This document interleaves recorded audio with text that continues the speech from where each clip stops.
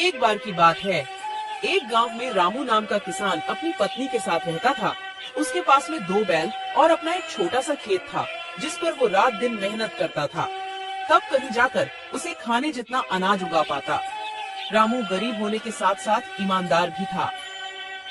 रामू की पत्नी हमेशा अपने भाग्य को कोसती रहती। न जाने किस जन्म के पाप भोगने पड़ रहे हैं, जो इतनी गरीबी उठानी पड़ रही है।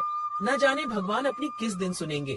अरे भाग्यवान, अपन कर्म के अलावा और कर भी क्या सकते हैं। देना नहीं देना ये सब तो ऊपर वाले के हाथ में है। अपने सोचने से क्या होगा। कह तो तुम सही रहे हो, मगर 2 साल से अपने गांव में ठीक से बारिश नहीं होने के कारण फसल खराब हो रही है।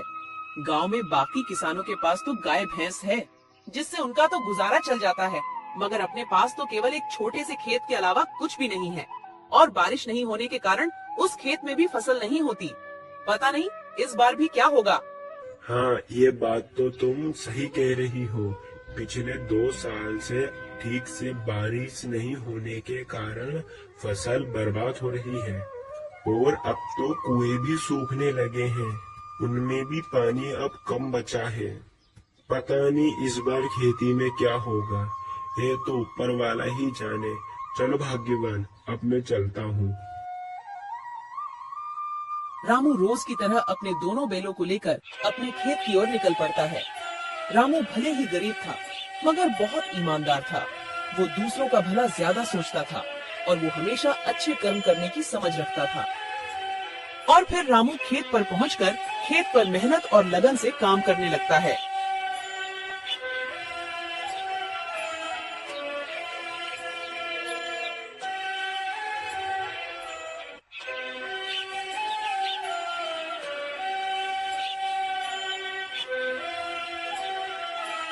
फिर थोड़ी देर बाद, अरे इतनी धूप में काम करने के बाद अब मुझे भूख लग रही है और अब तो मेरे ये दोनों बैल भी थक गए हैं।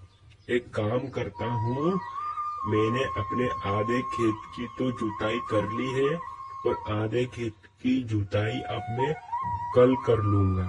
मेरे ये बेचारे बैल भी थक गए हैं। चलो चलो अब अपन घर चलते हैं। रामू खुद से ज्यादा अपने बैलों का ख्याल रखता था। वह अपने बैलों से ज्यादा काम नहीं करवाता और रामू अपने घर पहुंच जाता।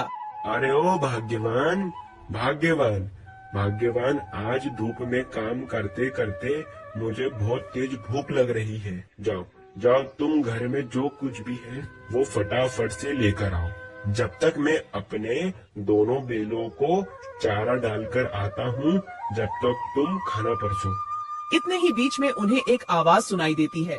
ये किसकी आवाज है? वह दोनों बाहर निकलकर देखते हैं तो एक साधु महाराज उनके घर के बाहर भिक्षा मांगने के लिए खड़े होते हैं। जो कुछ भी घर में हो, चावल, गेहूं, बाजरा, दाल, वो मुझे दे दो बेटा। अरे साधु महाराज, हम सब पहले से ही इतने गरीब हैं। हम जैसे तैसे करके अपना जीवन गुजार रहे हैं। ऐसे में हम तुम्हें कहाँ से दान दें? गरीब किसान की स्थिति देखकर बाबा जी समझ चुके थे और बोले, कोई बात नहीं बेटा, कोई बात नहीं। ठीक है बेटा, अब मैं चलता हूँ। मैं किसी और घर से भिक्षा मांगकर खा लूंगा। अरे भाग्यवान, अपने घर में बाबा को देने लायक कुछ भोजन है क्या? क्या अपने घर में कहाँ से आएगा? अपने घर में बाबा को देने लायक कुछ भी नहीं है। केवल थोड़े से चावल थे जो तुम्हारे लिए बने हैं। अगर वो बाबा को दे देंगे तुम्हें भूखा रहना पड़ेगा। रुकिए बाबा, भाग्यवान जाओ, जो मेरे हिस्से का भोजन है वो जाकर बाबा को दे दो। मगर फिर तुम क्या खाओगे? अगर बाबा को तुम भोजन दे दोगे, फिर घर में एक अन्न दाना तक नहीं है, तुम्हें भूखा रहना होगा। उसकी चिंता भाग्यवान तुम मत करो, मैं तो भूखा रह लूंगा। मगर बाबा को मैं अपने घर से भूखा जाने दूंगा तो मेरे गले से वैसे भी खाना नहीं उतरेगा। जाओ, तुम बाबा के लिए वो भोजन ले आओ।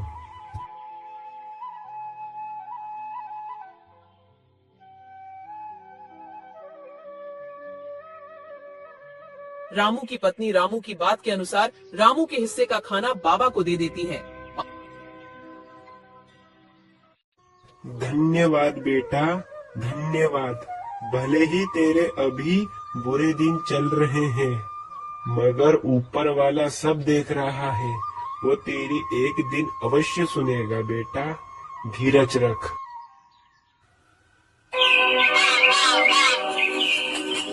फिर सुबह हर रोज की तरह रामू आज भी अपने 2 बैलों के साथ खेत की ओर चल देता है।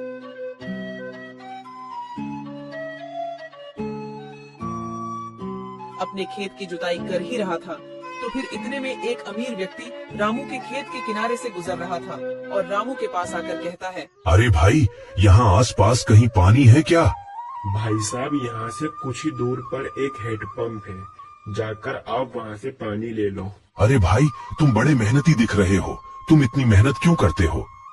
मैं अपने और अपनी पत्नी के लिए भोजन और कपड़े कमाने के लिए इतनी मेहनत करता हूँ। अरे, तुम इतनी मेहनत करने के बावजूद अभी तक गरीब की गरीब हो।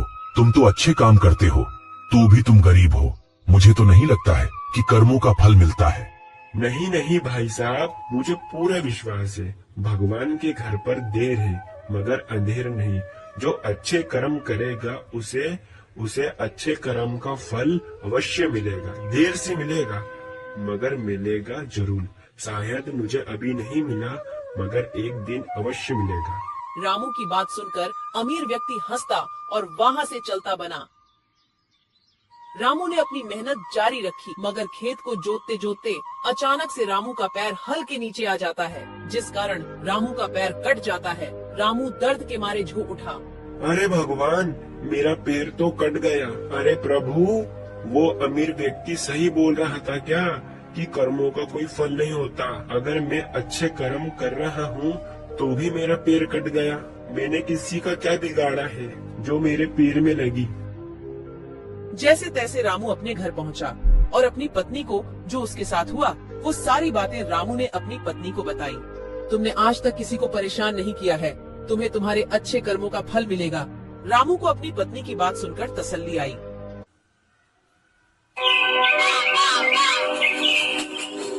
फिर अगले दिन रामू जख्मी होने के बाद भी अपने दोनों बैलों को खेत की ओर ले जाता है।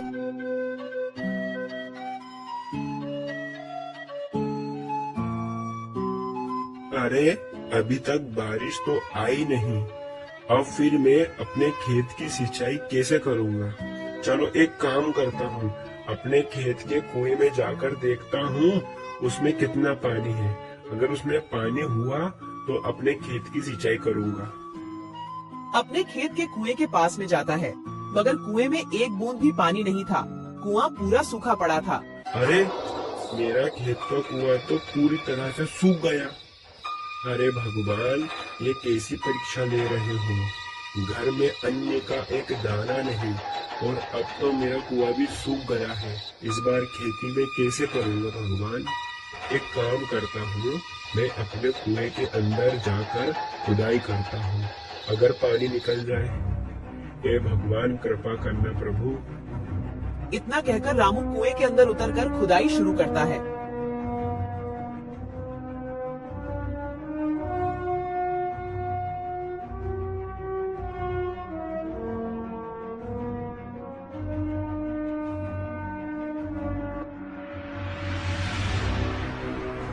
थोड़े समय बाद अचानक से कुएं के एक पत्थर के अंदर से पानी निकलने लगता है। ये पानी कहाँ से आया? मुझे तो अपनी आंखों पर विश्वास ही नहीं होता। मुझे तो लगता है ये सब मेरे अच्छे कर्मों का फल है जो मुझे मिला। भाग्यवान सही कह रही थी कि तुम्हें तुम्हारे अच्छे कर्म का फल अवश्य मिलेगा। ऊपर वाले ने मेरी सुन ली। इस पानी से तो अब मैं अपने खेत की सिंचाई अच्छी तरह से कर सकूंगा। रामू की खुशी का कोई जवाब नहीं था। रामू पानी को देखकर बहुत खुश हो गया।